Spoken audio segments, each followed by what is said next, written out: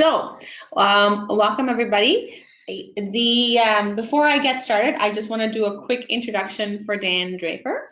Dan is a senior consultant with PACE. PACE stands for Partners in Achieving Change Excellence. And what Dan's background is in is health, right? Mainly the health area, Dan? Yes, most of my background is in health, whether it's delivering services in healthcare or managing academic centers. I've spent the majority of my career in and around healthcare. Awesome. And most recently, Dan retired as the Dean of Health Sciences at Cameron College. And he is now, he thinks he's retired. I was retired for a little while. But they dragged me back in. We keep the illusion. We keep the illusion for him that he's retired, and he is. We're very grateful to have him work in our health and human services portfolio. And Dan is a greenbelt and also phenomenal when you look at some of his project work that he's completed. Phenomenal at the data aspect of things, not just the project work, obviously, with your previous experience too, Dan. And Dan lives in Sudbury currently with his wife, Sue, and his dog, Archer. And why is your dog called Archer? Does it have anything to do with your archery, Dan? Yeah, that's a hobby of mine. I'm a traditional archer, so the dog sort of inherited the name. There you go. That's awesome. And Dan is also a cyclist. So thank you very much, Dan, for doing this. Dan is going to be hosting a series of webinars coming up in the near future. So those dates should be made available towards the end of this webinar series. So a little bit about PACE. So our mission at PACE is to deliver practical solutions to as many organizations as possible. So our webinar series, this is a completely free webinar series, is there to fulfill this mission. So we understand there are a lot of organizations out there, a lot of individuals out there that want to do good work in their organizations, and they can't always, afford to go on a course or make the time. And this is very much an interactive session. So if you have any questions, you have an expert at your disposal, and you can ask those questions right away at no cost to you, and and you can take some good learnings away from here. So the webinar that we're doing today is very much about meeting the vision of our organization, or the mission of our organization. And a little bit about what PACE does is we basically do three things. So the first thing that we do is we help companies adopt and adapt change. So if there's any change happening in any organizations, especially mining organizations, we help them. We go in and we help people want to embrace change rather than resist it. To put it really simply, we are the primer that helps change stick. So we're change primers is what we are. The other thing that we do is operational excellence, which is basically getting your organization to engage your workers to perform to its optimum level possible. That's the second thing that we do. And to support our change practice and our operational excellence practice, we have a series of training sessions that we offer related to, like in the operational excellence side, related to lean certifications and critical to vision, which is setting up some management frameworks and things like that. On the change side, we have a lot of supervisor coaching and things that we offer. So that's in a nutshell what we do. And we specialize in two specific verticals, which means industries. Those two industries are the mining industrial sectors, the mining and the mining supply sector. And the second one, which really a lot of you guys are from right now, is a health and human services sector. So that's a little bit about what PACE does in an organization. And it is an acronym. It stands for Partners in Achieving Change Excellence. That's all. So the companies that we've trained so far, this is just a sampling of companies in the health and human services sector. You can see them listed here. A lot of mental health organizations, so on and so forth. And these are some of the mining industrial type companies that we've also trained in the past. So with that, I'd like to hand things off to Dan Draper, because Dan is really our subject matter expert today, and he will be talking to you about data. So you have data, now what? That's where Dan is going to start, and really, whenever we talk about, you know, why we're doing, when we come up with our webinar topics, the reason we come up with them is because we have a large community of students who have taken the course and are in the process of graduating or have graduated already. And this community usually tells us the things that bother them the most to you know, work effectively in their organizations and to help implement change and improvements. And these were some of the common issues they brought up, right, Dan? Exactly. As part of our mission to deliver practical solutions to as many organizations as possible, most of the concerns that people run into when they're trying to analyze their business is that they have data, but often it can't be manipulated.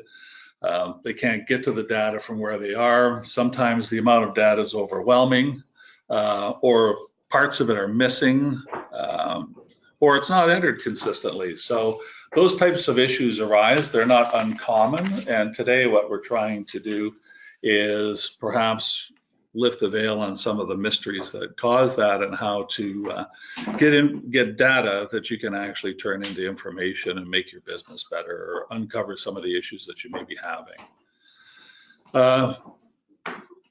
Basically what we want to go through, and we're going to go through in this seminar, is selecting data, the types of data that you want, accessing where in your business processes you're going to find that data.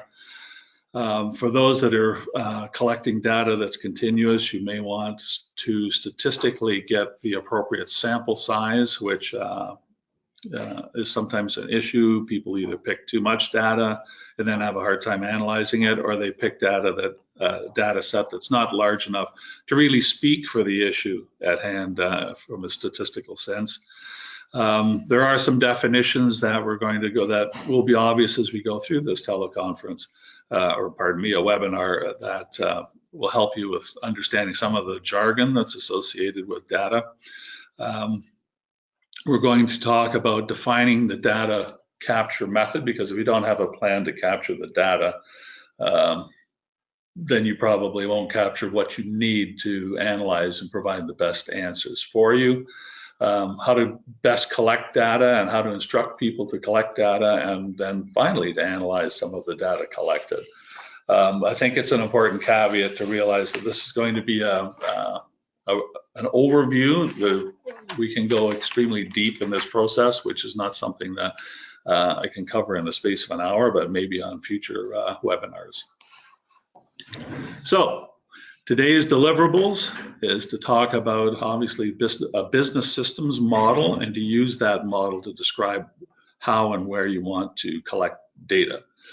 We're going to talk about the different types of data, different sources, planning for collection of data, some statistical considerations, particularly normal size or sample size, and what normal distribution is and what that means, and what statistical tests it allows you to do, and then how to analyze and present some of your data.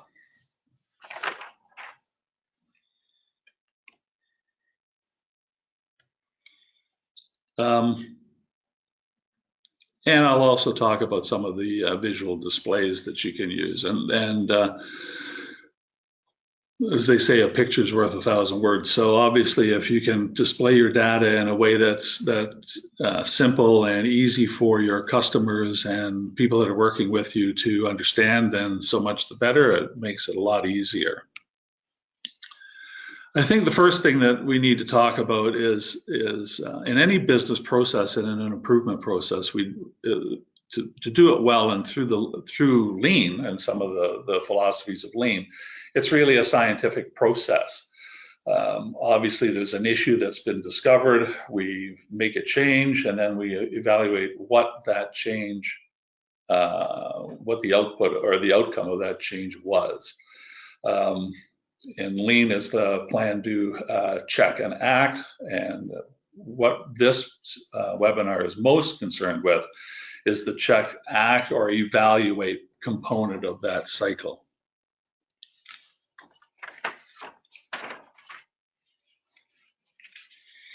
So, business systems model, I'm sure some of you have seen this, or most of you have probably seen this. It's actually a very simple but relevant way to describe how things happen in any business. There's a set of inputs that come into your business. If you're making hamburgers, it could be raw hamburger meat and hamburger buns.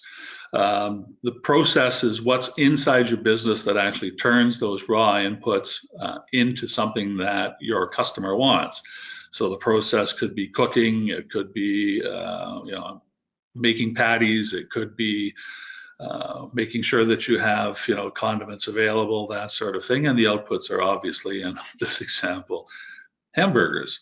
And any good business systems model will have a feedback loop, some way of collecting feedback from your customer. In Lean, that would be the voice of the customer component that tells you how you're doing and where you can improve.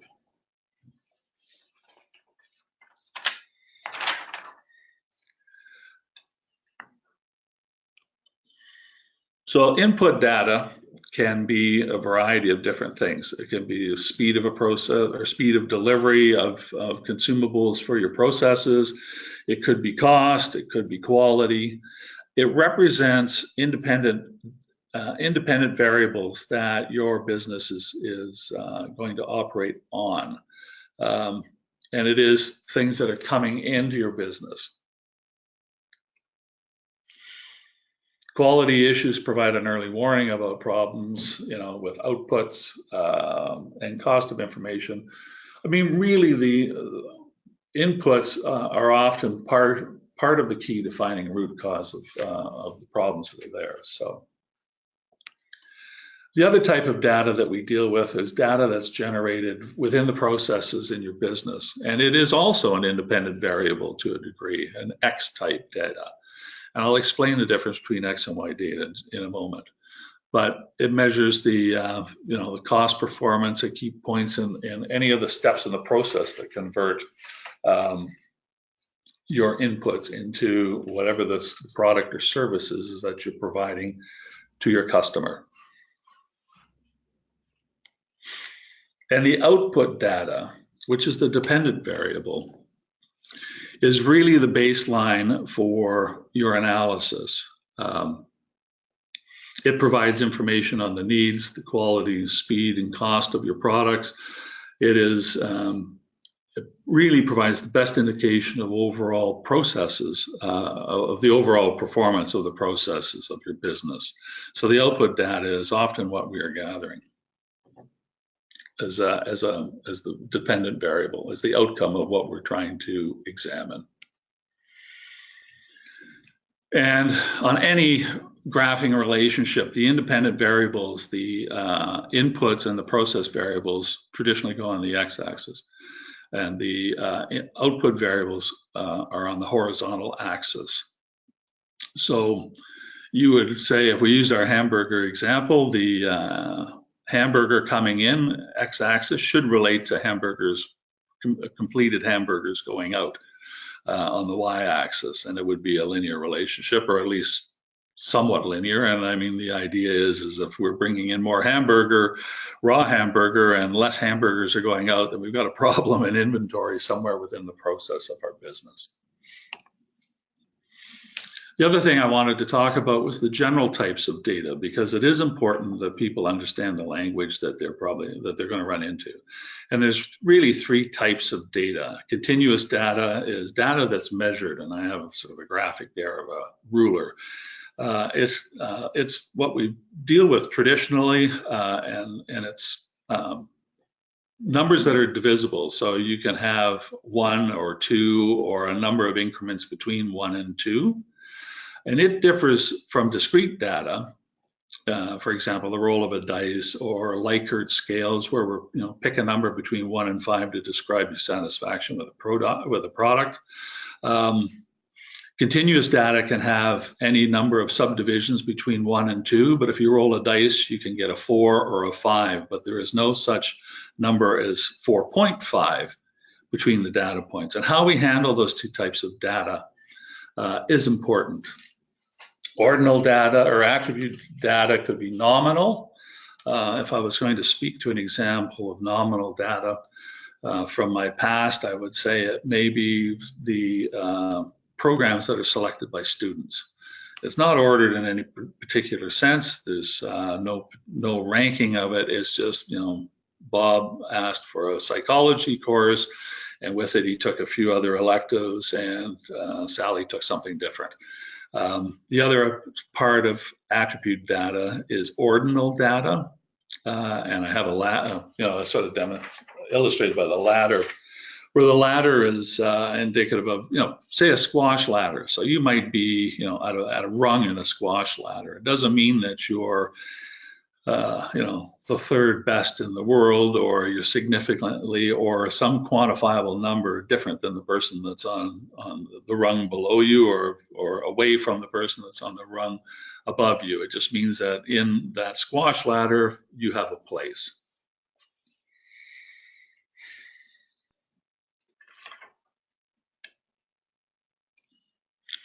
Now, when I was talking about continuous data, which is measured data, the other important consideration is it normal? And I would imagine most of you have seen a normal bell curve. It means that, from measures of central tendency, it does follow this pattern. And it provides for us an understanding of how we can do different statistical tests. It allows us to do different statistical tests as we go forward. And a normally distributed pattern of data, the average is basically at the peak of that curve.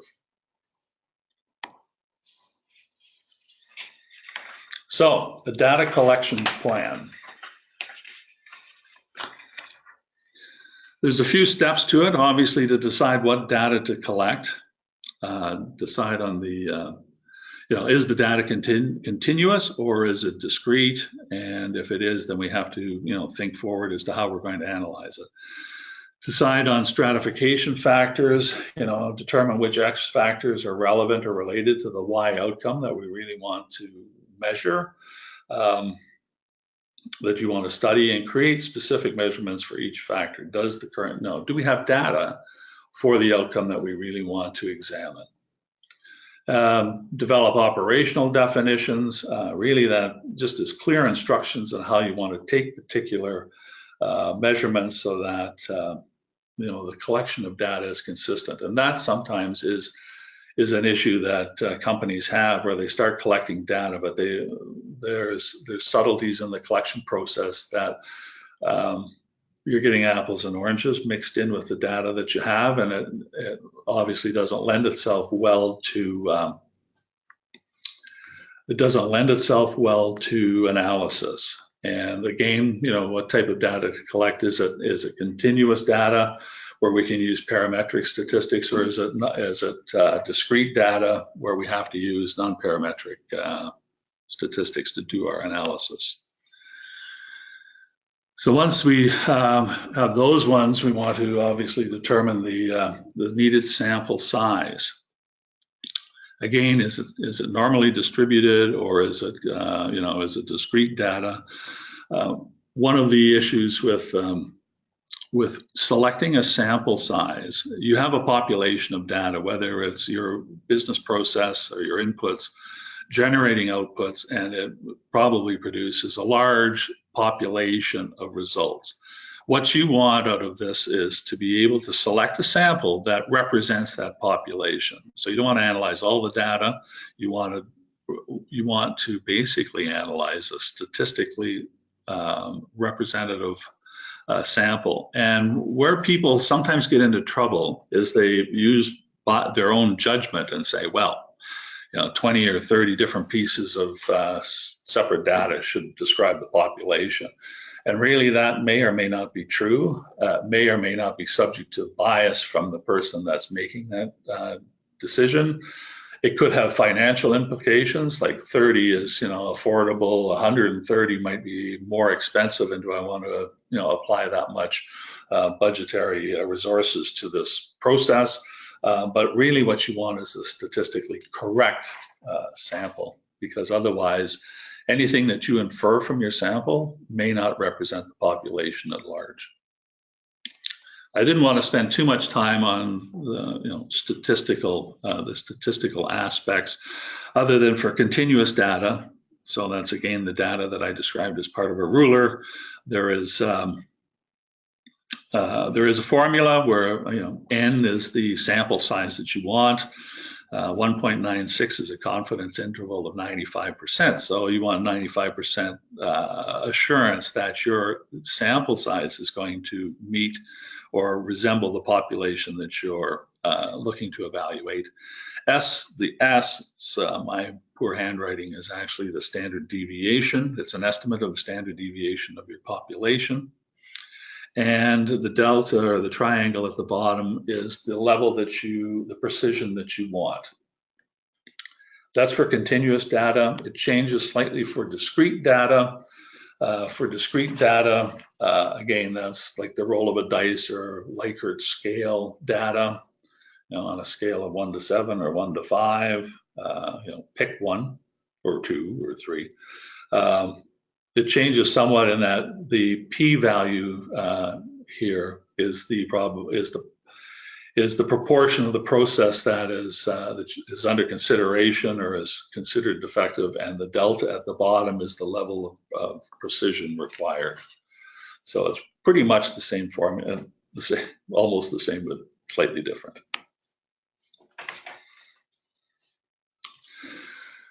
This would seem like an obvious statement. Why do we analyze data? And it really is. The purpose for analyzing data is basically to inform stakeholders on what's happening. And data in and of itself is not that useful, but in analyzing it, we can tease out information. And that information is important to help us make decisions and changes to our business. There's a variety of different types of measures. Frequency, ratios, and percentage are sort of one cluster. Frequency, say you're tracking sick time, frequency would be, an example could be how many individuals reported sick over the last 20 days. Ratios are similar in that you might want to say, what's the ratio of sick days to non-sick days within our staff? And percentage would be what proportion of the staff reported sick this month, as an example. If our data is normally distributed, where the mean, the median, the mode are pretty much the same, we can use measures of central tendency. Mean is the arithmetic, it's the average of the data that we have. So it could be, we could express the average number of sick days per staff member, perhaps, as a statistic, and track that over time, or by month or by day. Median, the median is the middle number if you arranged all your data from lowest to highest. If that normal distribution pattern is somewhat skewed to the left or the right, then the median may not equal the mean, and it may give you a slightly better understanding of really what the most frequent number of sick days is, for example. And for the true frequency of sick days, the mode is a measure where you take all your data, and the mode is the most frequently occurring number of sick days. So say for your staff, the most frequent number of sick days is 2. You may have higher than that and lower than that, but everybody seems to be taking, or the most frequent number of sick days booked on record are 2 days. You may also find, in looking at the mode, that you won't see if you're measuring just the average or the mean, is that it could be bimodal. You could have 2 particular points in your curve. So you could have 2 is a very common number of sick days, but you might also have 7 or 8 for those staff that have a a more significant illness. And that's important because it does give you an idea that if your peak, you have two very common points, the average might say that you have 6 sick days per staff, when in fact you have a whole group of your staff that are booking for 2 sick days and another group that's booking for more than that. There's also measures of variance, like the range, standard deviation. Standard deviation basically describes the distribution of data around the average. It's really a measure of the degree in which a response varies from the mean, and is a mathematical calculation to come up with that.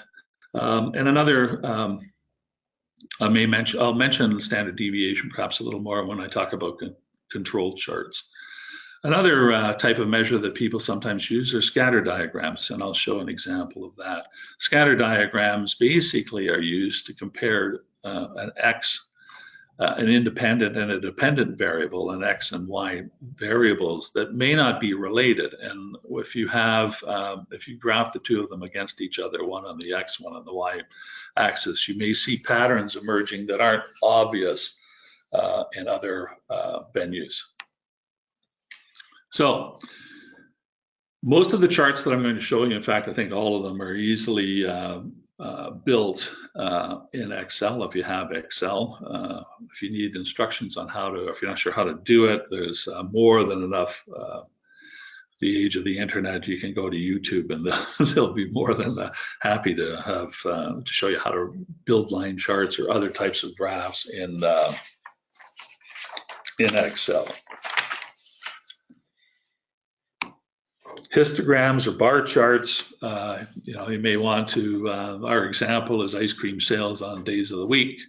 Strangely enough, Sunday must be the warmest day because that's where they sell most of their ice cream. But, that may mean something to a provider of ice cream. Pie charts, often pie charts are used if you're expressing percentages of your, perhaps your day. If your favorite activities, as this one is, obviously this individual, their favorite activity, or this group of individuals, their favorite activity is walking, and it's 40%, and graphically it's 40% of that circle. It just gives you a nice image of proportionality.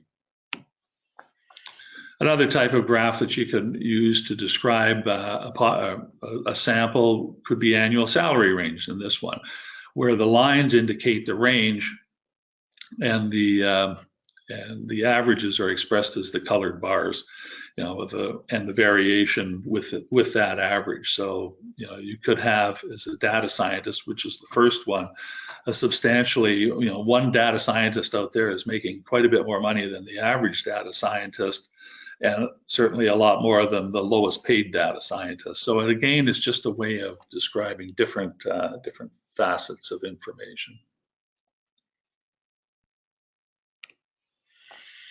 As I had mentioned, Scatterplots, this is actually a scatter plot of customer revenue and customer satisfaction. And there is obviously a relationship there. As customer satisfaction goes up, as revenue increases. And you may not necessarily think that that's obvious, but in this chart, it shows it. And the second chart that I have as an example is kind of maybe a more relevant presentation, and it's basically miles per gallon over manufacturer's suggested retail price. I'm rather happy to read this one because I didn't buy an expensive vehicle. So by this representation, I should expect higher mileage. So obviously the people that buy expensive vehicles get worse mileage than the people that buy less expensive vehicles. Good for me, I bought an inexpensive vehicle. Another way that people do presentation of data is in charts, and this is the dreaded BMI chart. So any of you that are out there, like myself, trying to figure out how to fit myself into the appropriate categories, it's a very easy chart to use. It's got weight across the top and BMI index across the or height across the y-axis, and basically you just go across the thing and find out where you fit in. And if you're like most North Americans, it's probably not where you're supposed to be, but the charts, I think, are somewhat dated. Regardless, this is just one function. If you use Excel, there's pivot charts that you can, or pivot tables that you can build in Excel that are, allow you to sort data and provide different aspects of data quite simply. So, and we discussed that in a previous webinar. The other thing I wanted to talk about, which is perhaps a little bit unique, are control charts. This drifts over into the realm of Six Sigma. A lot of times you've probably heard of Lean and Six Sigma used in the same sentence. Six Sigma is more about manufacturing and process control, and control charts are a part of that, that control, whether it be a process or a piece of machinery or a chemical analyzer, where you're say the analyzer is supposed to be providing consistent results within a certain amount of allowable variance, like an upper control limit and a lower control limit. And that's, usually those control limits are plus or minus 3 standard deviations from the center line. So that, hence the Six Sigma part of the title. The nice thing about control charts, if you have a situation where you can use that, is they do provide information about the reproducibility and precision of what it is you're measuring, whether it is an output of a machine, say, or a process. And if you split this graph into thirds, the first third, with the exception of the first maybe 4 points, which show a certain degree of imprecision, where you have a lower, the one measurement is above the 3 standard deviation upper limit, and the next one is outside the 3 standard deviation below it. That is showing variability, and really, if you're looking for some sort of consistency in your process, you're not going to see it if that's what your graph looks like throughout. In the rest of the first third, it's fairly under control. The data points are distributed around the center line, the number that you want. In the second third, you'll see the vast majority of the data points are below the expected or the center line. That's not necessarily good, and that represents basically a shift in your manufacturing process. So, or an analysis. So whatever is causing that is cause for concern, and you need to take a look at it.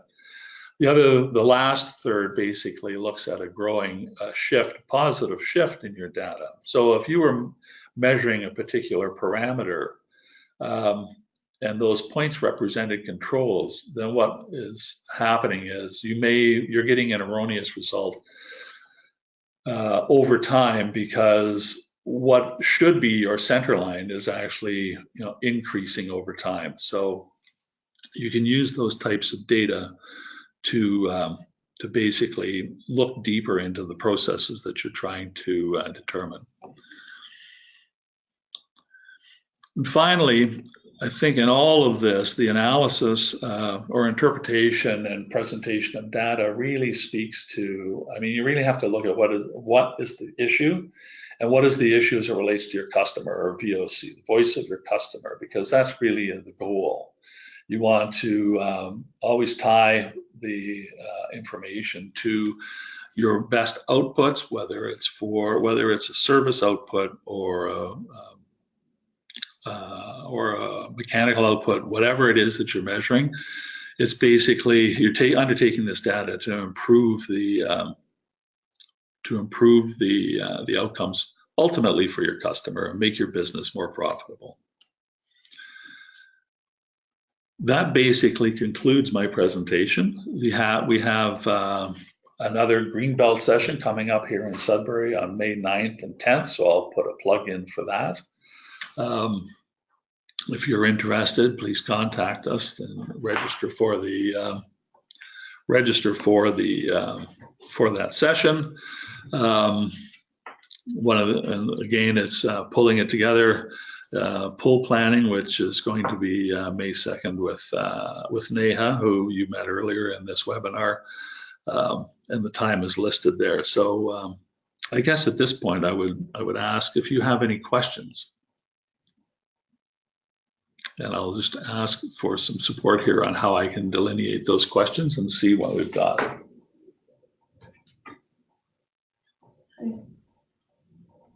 Pardon me?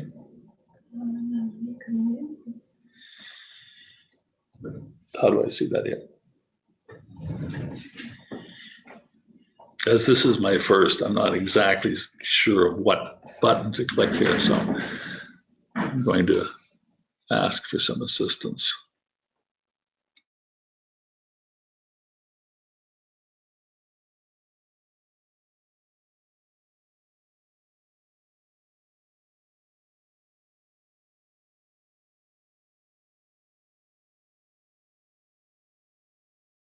This webinar was actually a broad overview of quite a bit of material, and if there was something that you wanted us to consider for a future webinar, something more specific, whether it be control charts or some of the statistical analysis, we'd be happy to take that under consideration.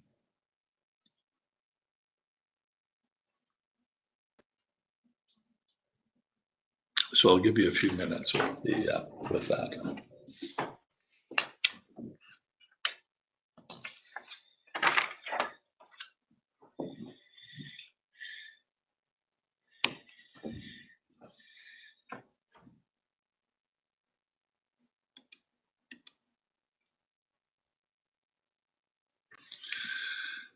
Oh, I have a question regarding data collection and large data sets. How do you deal with outliers? Include them and account for them in your analysis, or do you filter them out? There is a way to determine if the outliers are if they're extremely far outside of your population, you may want to consider eliminating them, but you have to realize too that they may speak to an issue within the system. I don't know if that answers your question, or if you want the actual way to consider an outlier. You know, if it's 6 or 7 or 8 standard deviations outside of your population, then it may just be a spurious result.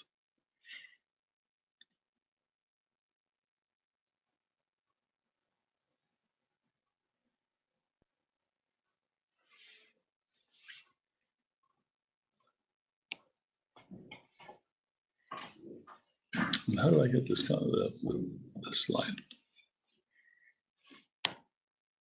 Okay. The other thing that this last slide basically has our contact information. So if you have thoughts or questions after we close this webinar, but still want to contact us with your questions, please feel free. There's my information, and there's also Neha's information.